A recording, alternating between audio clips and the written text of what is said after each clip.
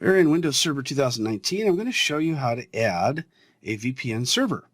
Let's go ahead and open up Server Manager and click on the Add Roles and Features. And we're simply going to start out by adding a role, and it's going to be the remote access role. Go ahead and click Next.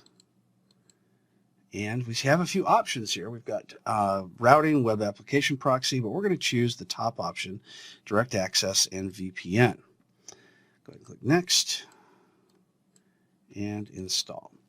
So direct access is a type of VPN that doesn't require any type of client configuration. It's all done through group policy and from the server pushing it out to the client. However, it's a very buggy program. Microsoft has seemingly been moving away from it. So we're moving back to the more traditional VPN, and we'll be taking a look at that here in just a minute. Our role's been installed. We'll go ahead and click Close. And now when we go to Tools and Server Manager, we're going to see some new options. Let's go ahead and scroll down. And one of those options is Routing and Remote Access. Go ahead and open that up. And we see that currently it's stopped. So let's go ahead and right-click on it and choose Configure and Enable Routing and Remote Access. Next. Now, it's going to be tempting to go ahead and check the box that says Remote Access VPN, but that's not what we want because it also is going to include NAT, which is going to mess us up. So we want to choose the custom configuration at the bottom, click Next, and then just choose VPN Access. Click Next and Finish. Go ahead and start the service. Now we have our routing and remote access set up. We're going to want to right-click on it and choose Properties. From here, we're going to want to set it whether it's going to be IPv4, 6, or both, and by default, it's just IPv4. Click on Security. We can see that by default, it's going to authenticate using Windows authentication, although if you click on the authentication methods, you can go in and add additional ones if you like. If you're going to use SSL VPN, or what they call SSTP, then you're going to want to install a certificate. Now that's done in the certificates area. If you go to MMC and add a certificate there, then your certificate will show up here. And when that happens, if you choose that certificate, then the SSTP type of VPN has now been configured. By default, the only type of VPN that's configured at this point is the point-to-point tunneling protocol, which isn't as secure as some of the other ones. You need to do a lot more configuration for L2TP, as you see here, or SSTP using the certificate. But if you just want to choose something quick, the VPN is actually already set up, and you can use point-to-point tunneling protocol right away. If you check the box that says to use DHCP and you have a DHCP server, it will use that. Otherwise, you can choose a static address pool and click Add and put in a pool of IP addresses that you know are not being used by anything else. And if you want to use IPv6, then you can certainly check that. IPv2 is another one of the types of VPNs, and by default, it's not fully configured.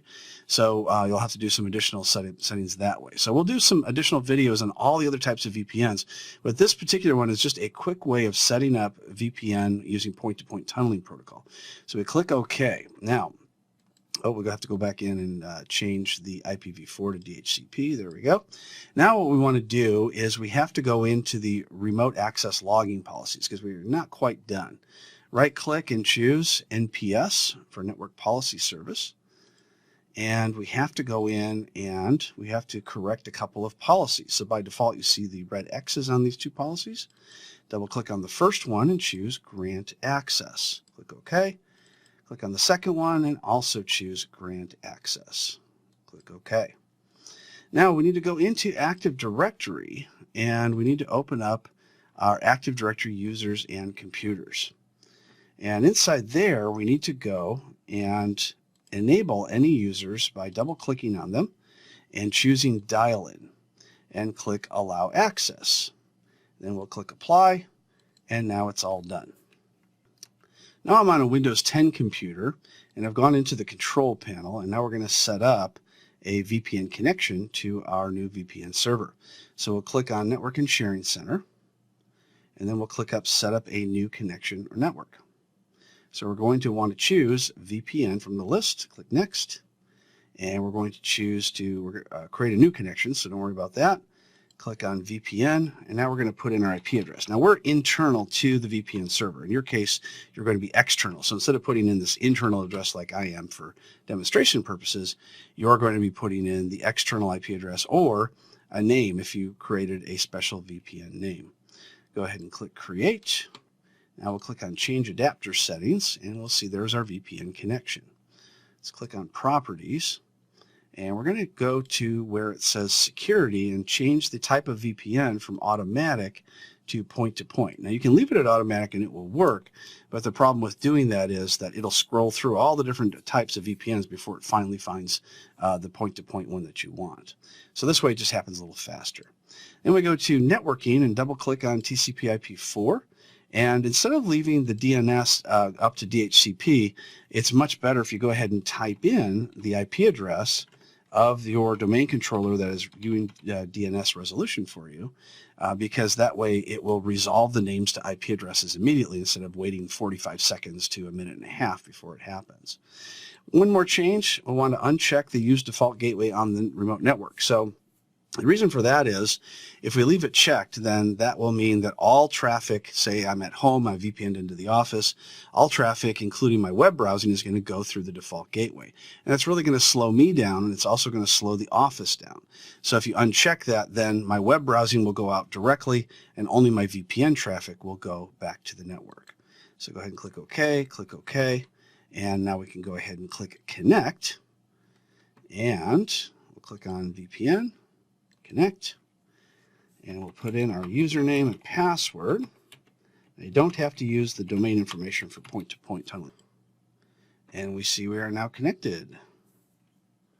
Let's go back to our VPN server, and we can see that our administrator is connected in the VPN server itself. Been connected for 20 seconds. So that is how you set up a point-to-point tunneling protocol VPN server, which is the easiest of all of them. We'll also be doing additional videos on L2TP as well as SSTP types of VPN.